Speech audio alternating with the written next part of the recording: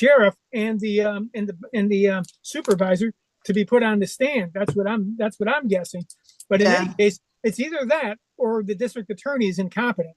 And I was saying some things about the Republicans, and so I'm not pinning it on the Republicans, because this happens with Democrats too.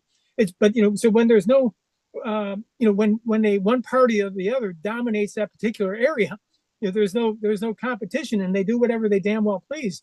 And that's pretty much what this is all about. Is that the Barney got signatures for the district attorney and for the sheriff, and so that's what the Palladium Times was able to dig out of this.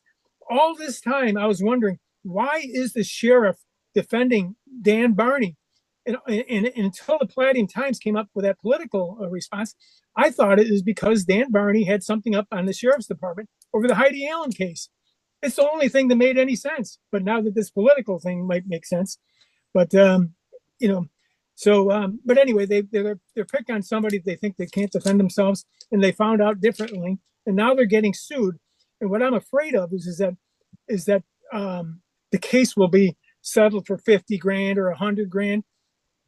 What is it going to take for them to change basically they're violating people's Fourth Amendment rights with these. In other words, the training of the sheriff's department. They're training their deputies to demand ID under threat of arrest in violation of the United States Constitution.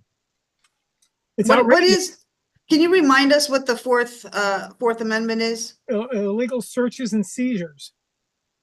I see. Well, I've heard some troubling things coming out of Oswego County, from the Child Protective Services to recent run-ins with the police. Do you have any comments to make on those issues?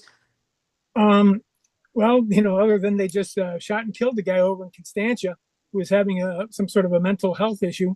So instead of using their tasers, they just shoot the guy dead. And, it's just improper training. I mean, they just come in aggressive. Who would call the Oswego County Sheriff's Department for anything?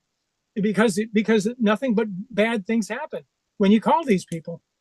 And in the case with Michele Allen, I watched all the body cameras of the incident, and their deputy Pretor is the supervisor, and their deputy Gregory, she's so ignorant of the law, and she's so certain of herself that she can get ID from anybody she wants, anytime she wants.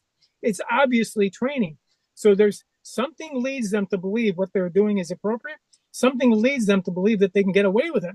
And probably that reason is because they can get away with it, because the DA's behind them. Probably the judges are